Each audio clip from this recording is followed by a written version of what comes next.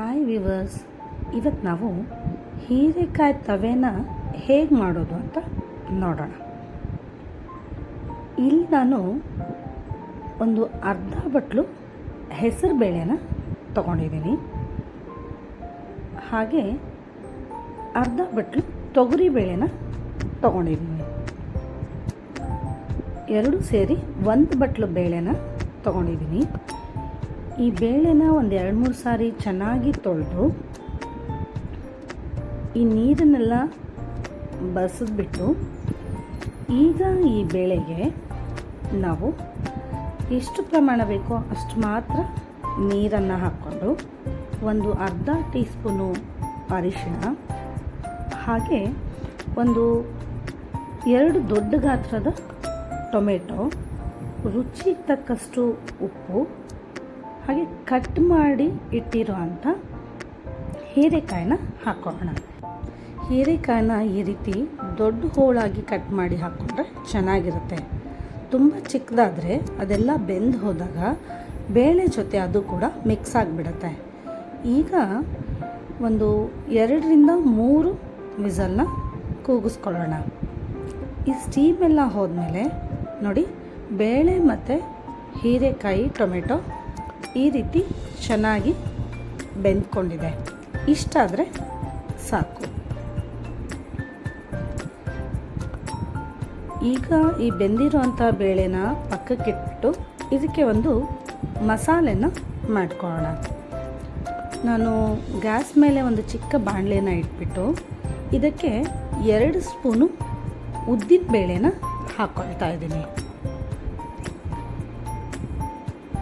Low ಫ್ಲೇಮಲ್ಲಿ ಇಟ್ಟು ಚೆನ್ನಾಗಿ ಉದ್ದಿನ ಬೇಳೆನ ಹುರ್ಕೋಬೇಕು. ಇದು ಸ್ವಲ್ಪ ಕೆಂಪಗಾಗ್ತಾ ಇದ್ದಾಗೆ 1 ಸ್ಪೂನಷ್ಟು ಜೀರಿಗೆನ ಹಾಕ್ಕೋಬೇಕು.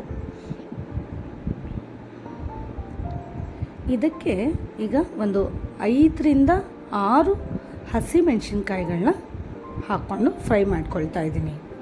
ಹಾಗೆ ಇದಕ್ಕೆ ಒಂದು ಅರ್ಧ ಇಂಚು ಹಸಿ ಶುಂಠಿನ ಹಾಕ್ಕೊಂಡು ಇದಕ್ಕೆ 1 ಸ್ಪೂನಷ್ಟು ಎಣ್ಣೆನ ಹಾಕ್ಕೊಂಡು ಫ್ರೈ ಮಾಡ್ಕೊಳ್ತಾ ಇದ್ದೀನಿ.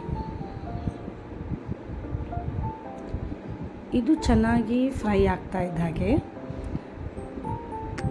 ಗ್ಯಾಸನ್ನು ಆಫ್ ಮಾಡಿ 1 ಹಿಡಿಯಷ್ಟು ಕೊಬ್ಬರಿನ ಹಾಕ್ಕೊಂಡಿದ್ದೀನಿ.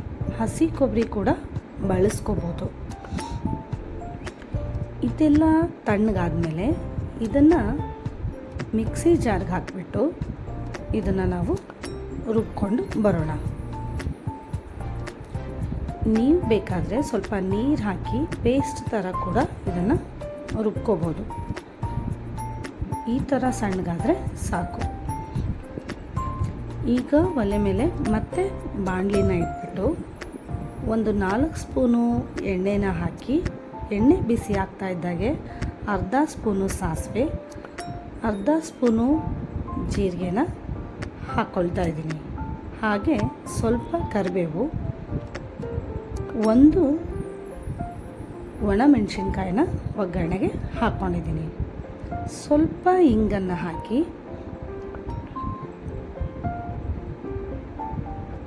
ಸ್ವಲ್ಪ ಇದು ಫ್ರೈ ಆಗ್ತಾ ಇದ್ದಾಗೆ ಈ ಒಗ್ಗರಣೆನ ಈಗ ನಾವು ಮುಂಚೆನೇ ಬೇಯಿಸಿಟ್ಟಂಥ ಬೇಳೆ ಹಾಗೂ ಹೀರೆಕಾಯಿ ಮಿಶ್ರಣಕ್ಕೆ ಹಾಕ್ಕೊಳ್ಳೋಣ.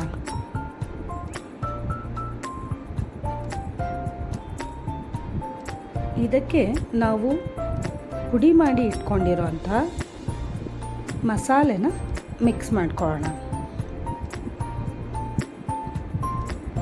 ಈಗ ಸ್ವಲ್ಪ ಮಿಕ್ಸಿ ಜಾರನ್ನು ಕೂಡ ತೊಳೆದು ನಾನು ನೀರನ್ನು ಹಾಕ್ಕೊಳ್ತಾ ಇದ್ದೀನಿ. ಈ ನಾಟಿ ಟೊಮೆಟೊ ಇದ್ದರೆ ನೀವು ಹುಣಸೆ ಹಣ್ಣನ್ನು ಬಳಸೋ ಅವಶ್ಯಕತೆ ಇಲ್ಲ. ನಾನಿಲ್ಲಿ ನಾಟಿ ಟೊಮೆಟೊನ ಬಳಸಿದ್ದೀನಿ. ಇದನ್ನು ಒಂದು 10 ನಿಮಿಷ ಚೆನ್ನಾಗಿ ಕುದಿಸ್ಕೊಂಡು ಕಟ್ ಮಾಡಿಟ್ಟಿರೋ ಅಂಥ ಕೊತ್ತಂಬರಿನ ಹಾಕಿದರೆ ಈ ಹೀರೆಕಾಯಿ ತವೆ ರೆಡಿ ಆಗುತ್ತೆ. ಇದನ್ನು ಚಪಾತಿ ಜೊತೆ, ರೈಸ್ ಜೊತೆ ಸರ್ವ್ ಮಾಡ್ಬೋದು.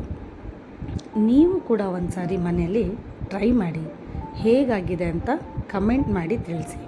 ಹಾಗೆ ಈ ಚಾನಲ್ನ ಸಬ್ಸ್ಕ್ರೈಬ್ ಮಾಡಿ. Thank you.